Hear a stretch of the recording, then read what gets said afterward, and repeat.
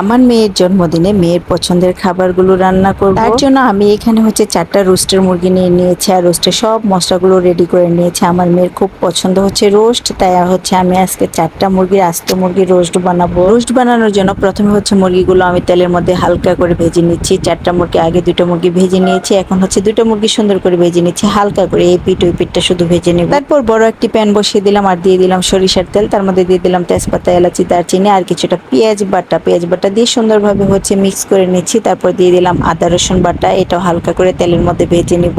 তারপর দিয়ে দিলাম মশলা, দিয়ে দিলাম লবণ, মরিচের গুঁড়া আর হচ্ছে ধনিয়ার গুঁড়া। তারপর দিয়ে দিলাম বাদাম বাটা অবশ্যই দিতে হবে। তারপর দিয়ে দিলাম টক দই, 2টা দিয়ে সুন্দরভাবে মশলাগুলো এখন হচ্ছে কষিয়ে নেব। তারপর দিয়ে দিচ্ছি রোস্টের মশলা তো অবশ্যই দিতে হবে, রোস্টের মশলা না দিলে তো খেতে একদমই মজা হবে। রোস্টের মশলাটা দেওয়ার পর সুন্দরভাবে কষিয়ে নিচ্ছি মশলাটা। এই পর্যায়ে মশলাটা যত সুন্দর করে কষানো হবে রোস্টটা কিন্তু খেতে ততই মজা হবে। আর এইদিকে হচ্ছে আমি রাইস কুকারে রান্না করে নিচ্ছি সাদা পোলাও, তার জন্য চাল, তেজপাতা, এলাচি, দারচিনি দিয়ে সুন্দরভাবে রাইস কুকারে বসিয়ে দিলাম লবণ আর দিয়ে দিলাম 2 চামচ দুধ, পাউডার দুধ।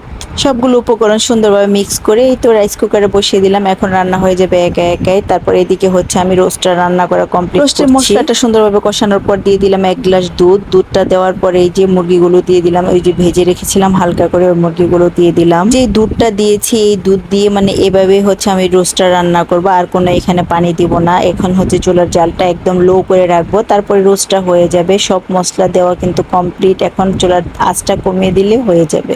তো হচ্ছে কিছুক্ষণ পর পর নাড়াচাড়া করে দেখতে হবে, যে কিছুক্ষণ পর পর নাড়াচাড়া করে দেখতে দেখতে আমার একটা মুরগির রোস্ট একটা হচ্ছে ভেঙে গিয়েছে, আস্ত মুরগি ছিল না। আর এদিকে হচ্ছে আমি একটা পুডিং বানিয়ে নিয়েছিলাম, এই তো পুডিংটা সুন্দরভাবে ঢেলে নিচ্ছি যেহেতু মানে কেক কাটার সময় হয়ে গেছে। আর এদিকে হচ্ছে আমি খাবারটাও রেডি করছি, খাবার তো পরে খাবে সেই জন্য আগে হচ্ছে পুডিংটা ঢেলে দিচ্ছি। দেখি পুডিংটা কেমন হয়েছে, মাশাআল্লাহ পুডিংটা সুন্দর হয়েছে, এক কানি দিয়ে একটু ভেঙে গিয়েছিল। আমার মেয়ে পুডিং খেতে অনেক পছন্দ করে, তার পছন্দের খাবারগুলো আমি আজকে সব রান্না করলাম। তো রান্না তো কমপ্লিট, এই যে খাওয়ার জন্য হচ্ছে দিকে খাবার রেডি করে নিলাম, রোস্ট হয়ে গিয়েছে কমপ্লিট। এই তো রোস্টটা হচ্ছে সুন্দরভাবে বেড়ে নিচ্ছি। দেখেন 2টা মুরগি সুন্দর আস্তই ছিল, 3টা মুরগি, একটা মুরগি একটু নাড়াচাড়া করতে গিয়ে ভেঙে গিয়েছে, যে ওঠানোর সময়ও ভেঙে গেল।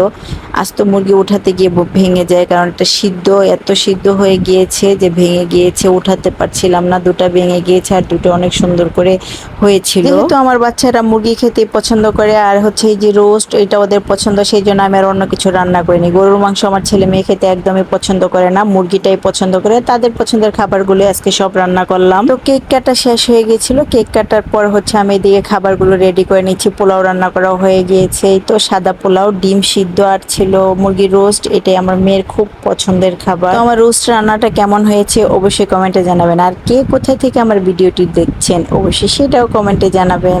আমার ভিডিওটি কেমন লেগেছে, ভালো লাগলে অবশ্যই একটা লাইক, কমেন্ট আর একটা শেয়ার দিতে একদমই ভুলবেন না। তো আজকের মতো বিদায়, আল্লাহ হাফেজ, আবার দেখাবে নতুন একটি ভিডিওতে।